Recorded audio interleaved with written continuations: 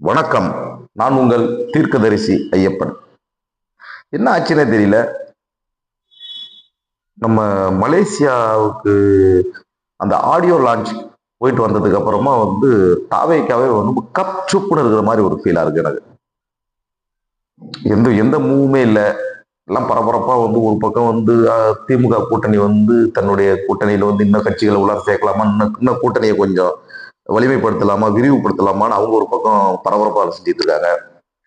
ஒரு பக்கம் அண்ணா திமுக கூட்டணியில சில கட்சிகளை வரவேற்றுட்டு இருக்காங்க, மறைமுகமா தூது விட்டுட்டு இருக்காங்க.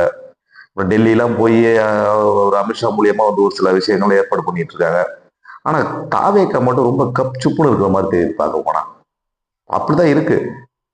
இப்ப அந்த ப்ரோக்ராமுக்கு அப்புறம் எதுவும் இப்ப நடந்ததா, எனக்கு மலேசியா ப்ரோக்ராம் அப்புறம் எதுவும் பெருசா நடந்ததா என்னால பார்க்க முடியல. அவங்க எதிர்பார்த்த கூட்டணி இன்னும் ஒரு ஒரு ஒரு படிக்கல் ஒரு படிக்கட்டு கூட ஏறின மாதிரி எனக்கு தெரியல. 2026 சட்டமன்ற பொதுத் தேர்தல் இன்னும் ஒரு குறைந்த குறைந்த நாட்களே இருக்கு. எண்ணி பார்த்தோம்னா ஒரு 100 நாட்கள் தான் இருக்கும்னு நினைக்கிறேன். 100 நாட்களுக்குள்ள இருக்கும். அப்படி இருக்கும்போது தாவேக்காய் ரொம்ப ஆமை வேகத்துல போகுதோ அப்படிங்கிற ஒரு சந்தேகம் இந்த இடத்துல எல்லாருடைய மனதிலையுமே இருக்கு. ஒரு ஊடகவியலாளரா இது எந்த அளவுக்கு சாத்தியம் அப்படின்னு எனக்கு தெரியல. எதிர்பார்த்த மாதிரி கூட்டணிக்குள்ளார பாமகவுல ஒரு பகுதி அதிமுகவுக்கு போயிடுச்சு. இன்னும் ஒரு பகுதி ராமதாஸ் ஐயா இருக்காரு. அவருடைய முதிர்ச்சிக்கு விஜய் கூட அவர் கூட்டணி அமைப்பாராங்கிறது ஒரு மிகப்பெரிய ஒரு கேள்விக்குறியா இருக்கு. ஏன்னா அவர் ஒரு முதிர்ந்த அரசியல்வாதியா எல்லாருமே பாக்குறோம்.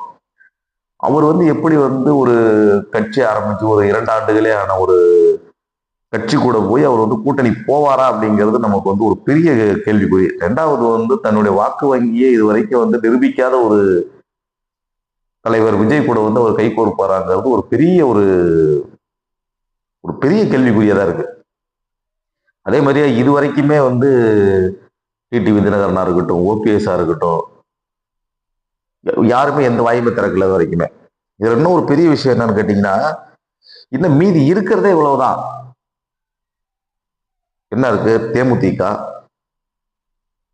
ஓபிஎஸ், டிடிவி, ராமதாஸ் அணி, பாமகவில் ராமதாஸ் அணி இருக்கிறது இந்த 4 கட்சிகள் தான். இந்த 4 கட்சிகள் மீதி இருக்கிறது. இந்த 4 கட்சிகள் இவர் கூட முழுசா கூட்டணிக்கு சேர்த்துருவாங்களா? அப்படி சேர்ந்தா ஒரு சேஃபுக்கு வரும். ஒரு 3வது அணி அப்படிங்கிறதுக்கு ஒரு சேஃபுக்கு வரத்துக்கு வாய்ப்பு இருக்கு. ஆனா இவங்களே இழுபறியிலே இருக்கிற மாதிரியே ஒரு ஃபீலா இருக்கு. இது வரைக்குமே எந்த முடிவுமே ஒரு ஒரு தீர்க்கமான ஒரு முடிவு எடுத்த மாதிரியே தெரியல. எல்லா கட்சிகளும் எல்லா மற்ற கட்சி கூட்டணிகள்லாம் பரபரப்பா கூட்டணி அறிவிச்சு பரபரப்பா வேலை மேக்சிமம் எல்லாம் நடந்துகிட்டு இருக்கு. அதே மாதிரி திமுகவுல எந்த ஒரு சலசலப்பு வந்த மாதிரி இருந்துச்சு. அதெல்லாம் எல்லாம் அவங்க உள்ளார சரி பண்ணிட்டாங்க. அப்படி பார்க்கும்போது இப்ப இன்னைக்கு கள நிலவரம் பார்த்தோம்னாக்க திமுக தான் ஒரு வலிமையான கூட்டணியோட இந்த 2026 தேர்தலை சந்திக்க தயாரான நிலையில இன்னைக்கு இருக்கிற மாதிரி தோணுது. இன்னைய வரைக்கும் தாவேக்கா மேடைக்கு மேடைக்கு டிவிக்கே டிஎம்கேன்னு முழக்கமிட்டத்துக்கு இன்னைய தேதி வரைக்கும் எதுவும் நடந்த மாதிரி எனக்கு தெரியல. எதிர்காலத்தில் ஏதாவது நடக்குமா? காத்திருந்து தான் பார்க்கணும். பார்ப்போம். நன்றி, வணக்கம்.